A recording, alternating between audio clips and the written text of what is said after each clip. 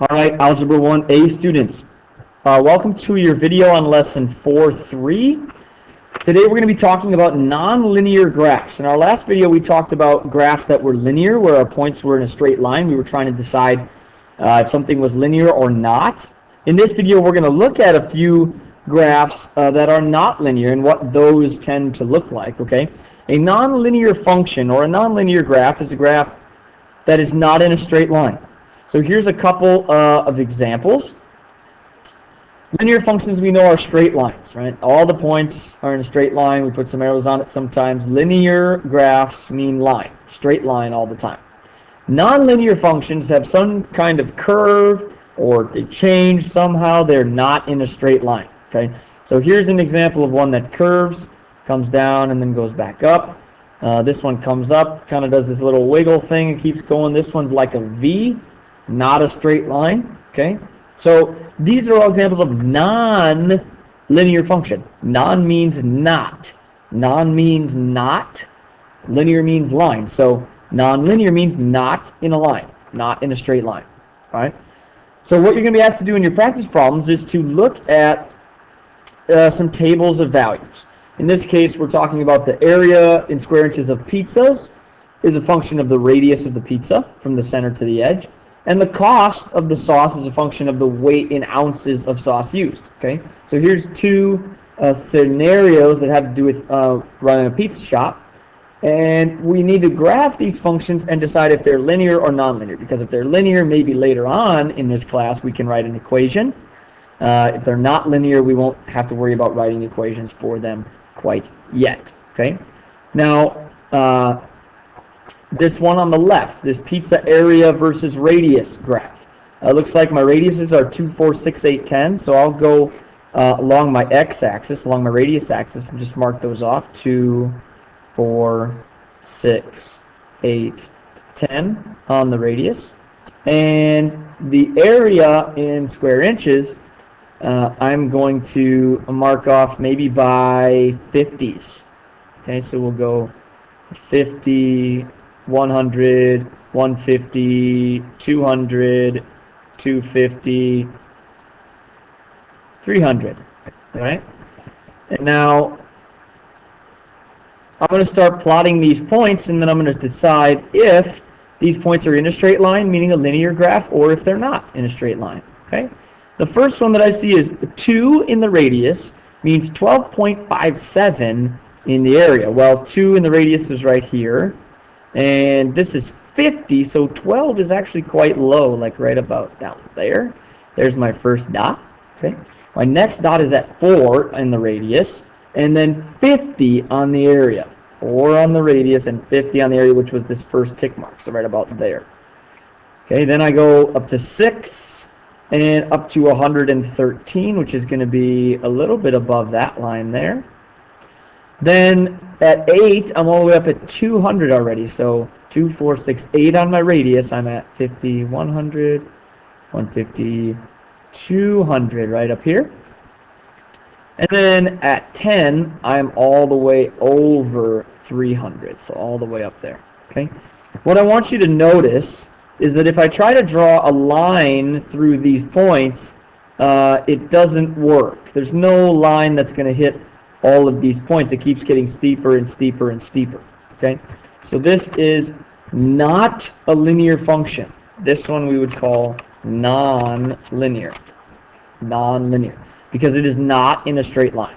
Okay, this is most definitely non-linear, because in order to connect these dots, I would have to make a line that's not straight. I have to curve up, up, up, more and more.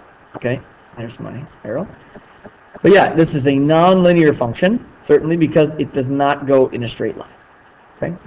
Now if I look at the sauce cost table of values over here, sauce cost right over here. Again, I have 2, 4, 6, 8, 10 in my weights, in my kind of x-axis, x variable, if you will.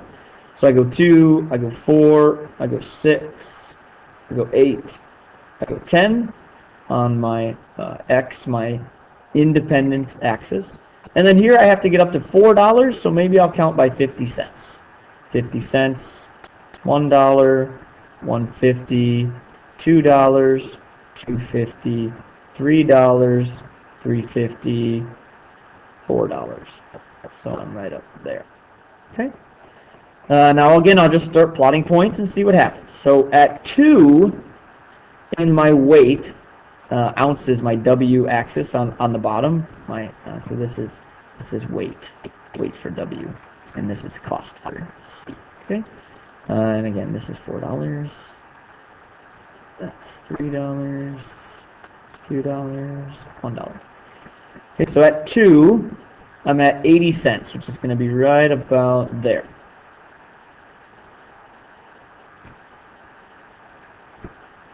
There's 80 cents. At $4, I'm at $1.60, which is going to be right above that line, so we're going to be right there.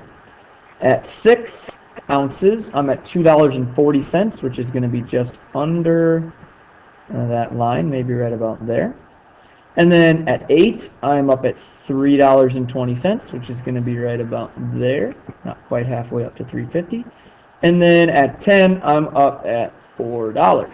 Okay, so now what I want you to notice is if I take a straight line and I try to draw it through these points, yeah, it's pretty close. That's just because my dots are a little bit off. But in this case, these points are in a straight line. Okay, they are in a straight line, which means we can call this function linear. It's linear because all my points are in a straight line. Okay, so we just graph it, decide if it's in a straight line, it's linear. If it's not in a straight line, it is nonlinear. Over here. Okay, I got one more for you to try here real quick.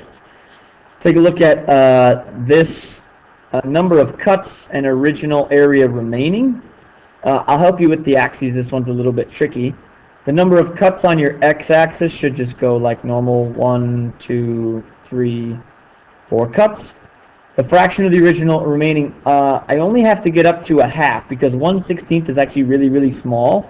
So I'm actually going to count up, and this is going to be 1. Okay, which means this is going to be a half, 0.5, and then halfway down is going to be a fourth, then halfway down from there is going to be an eighth, and then halfway down from there is going to be a 16th. So that's a 16th right there. All right, so plot these points and see if this is a linear function or nonlinear. Pause the video to take a look at that, and then come on back and I'll show you what we should get. Okay, when we graph these, at 1 cut I am halfway done. Excuse me, halfway. At 2 cuts I'm at 1/4 of the way, which is right about there. At 3 cuts I'm at there, at 1/8. At 4 cuts I'm right about there. Okay, and these are going to keep getting closer and closer to the x-axis. What I want you to notice is if I try to connect them with a straight line, it does not work. All right, I keep missing them, especially if I connect the first 2, I miss the other 2 kind of in the same way. So I would have to curve this in order to make it connect the dots here.